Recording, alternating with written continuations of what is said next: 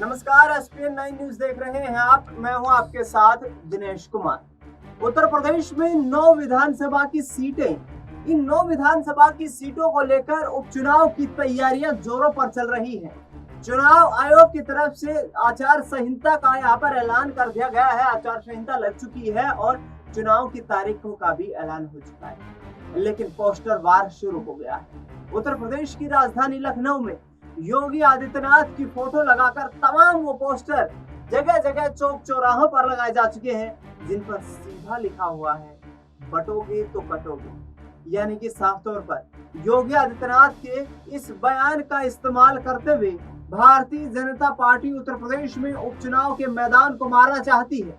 Bharatiya Janata party Uttar Pradesh में तमाम 9 विधानसभा सीटों पर जीत दर्ज करने के लिए तमाम सियासी हथकंडे अपनाती हुई नजर आ रही है। तमाम दिग्गज नेता जो है मैदान में बाजी मारते हुए यहाँ पर अखिलेश यादव को निशाना बना रहे हैं कि अखिलेश यादव जिस तरीके से वोट का ध्रुवीकरण करने की राजनीति कर रहे हैं, भाजपा उस वोट का ध्रुवीकरण नहीं होने देगी। लेकिन दर्शकों, एक इंटरेस्टिंग फैक्टर देखने को मिला। मुरादाबाद की कुंदरकी विधानसभा सीट जहां पर उपचुनाव हो रहा है, वहां से रामवीर सिंह ठाकुर को भारतीय जनता पार्टी ने अपना प्रत्याशी बनाया है। वहीं समाजवादी पार्टी ने हाजिर रिजवान को अपना प्रत्याशी बनाया है।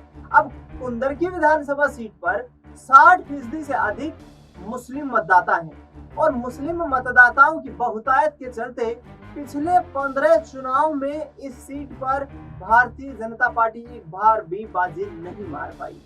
इस बार कुछ ऐसा हो रहा है कि एक तरफ हिंदुत्व की राजनीति पर योगी आदित्यनाथ आगे बढ़ रहे हैं, जबकि दूसरी ओर कुंदरकी विधानसभा सीट पर भाजपा की तरफ से चुनाव लड़ रहे रामवीर सिंह ठाकुर ने जाली नुमा टोपी अपने सर पर पहन ली और मुसलमानों के बीच जा पहुंचे।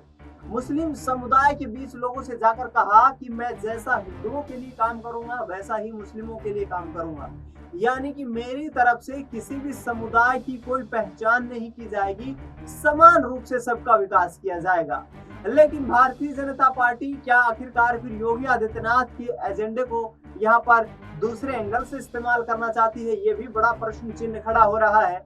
रामवीर सिंह ठाकुर जिस तरीके से वो जालीनुमा टोपी पहनकर और मुस्लिम समुदाय के लोगों के बीच जाते हैं, विपक्ष घेराव बीजेपी का करना शुरू कर देता है। वहीं दूसरी तरफ सीसामऊ सीट जहां से नसीम सोलंकी चुनाव लड़ रही है, जो कि इरफान सोलंकी की पत्नी है, उनका यहाँ पर मंदिर में जाकर पूजा अर्चना करना कहीं ना कहीं ये दर्शाता है कि हिंदू वोट बैंक को भी अपनी तरफ आकर्षित करने की कोशिशें की जा रही है। बीजेपी नेताओं से बात की गई तो उन्होंने कहा कि हम मुस्लिमों को साथ लेकर के चलना चाहते हैं, तो फिर आखिरकार ये इतने नफरती बयान क्यों दिए जा रहे हैं? और दूसरी तरफ सीसामऊ में नसीम सोलंकी का मंदिर में जाकर के यहाँ पर जो पूजा अर्चना करने पर जब अखिलेश यादव से सवाल पूछा गया तो अखिलेश यादव ने कहा कि हम पीडीए की रणनीति के तहत जो है उत्तर प्रदेश में विधानसभा का उपचुनाव लड़ रहे हैं और इसी आधार पर आगे लड़ते रहेंगे। यानी कि पिछला दलित, अल्पसंख्यक आदि आबादी को वो साधने का प्रयास कर रहे हैं। देखने ये होगा कि अखिलेश यादव योगी आदित्यनाथ के बीच छिड़े इस पोस्टर वार में किसको जीत नसीब होती है